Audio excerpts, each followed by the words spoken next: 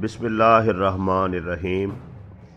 जी नाजरीन, आप देख रहे हैं मुनीर टीवी और मैं हूं मलक मुनीर हुसैन। जिन दोस्तों ने अभी तक मेरे चैनल को सब्सक्राइब नहीं किया, चैनल को सब्सक्राइब कर दें और बेल आइकन के बटन पर क्लिक कर दें ताकि मेरी आने वाली हर नई वीडियो आपको मिलती रहे।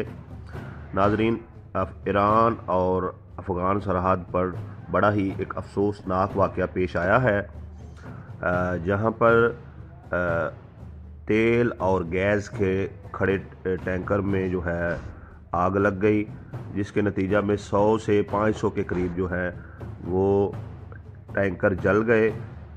बताया जा रहा है कि ये आग गैस का टैंकर फटने से लगी और इस हादसे में तकरीबन 50 अफराद जो हैं वो शहीद हो गए और 20 के करीब ज़ख्मी हैं।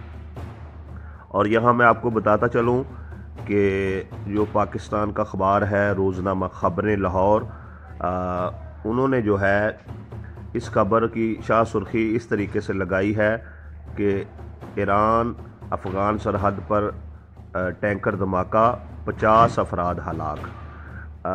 नबी करीम सल्लल्लाहु अलैहि वसल्लम ने फरमाया कि मुसलमान जो हादसाती मौत मारे जाएं वो शहीद होते हैं। इसमें कुछ शक नहीं कि अफ़गानियों और ईरानियों के साथ जो है हमारे इख्तलाफात हैं, लेकिन इसके नतीजा में अगर कोई हादसाती मौत जो है वो मर जाता है तो हम उसे हलाक नहीं कह सकते। वो भी हमारे मुसलमान भाई हैं, हमारे ज़मीनी आपस में लड़ाइयाँ हैं, आपसी मफादात हैं, लेकिन इसकी बुनियाद पर हम किसी को हलाक नहीं कह सकते। तो बेहतर था कि इसको जो है शहीद लिखा जाता बजाय हलाक निकले के। अल्लाह ताला तमाम अहले कलम को जो है वो हक़ और सच लिखने की तौफीक अता फरमाए। तो ये बड़ा अफसोसनाक वाक़या पेश आया है।